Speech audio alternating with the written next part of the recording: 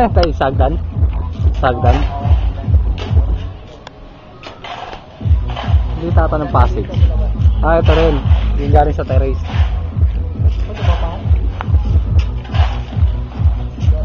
Ito pala yung sinasabi niya. Nahigdan daw.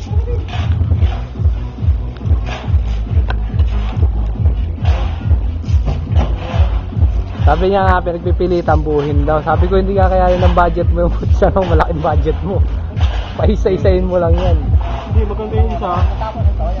Maganda yung isa. Masipit ka sa tao. Ito lang problema mo naman, gamit. Materyales. Mahal na materyales.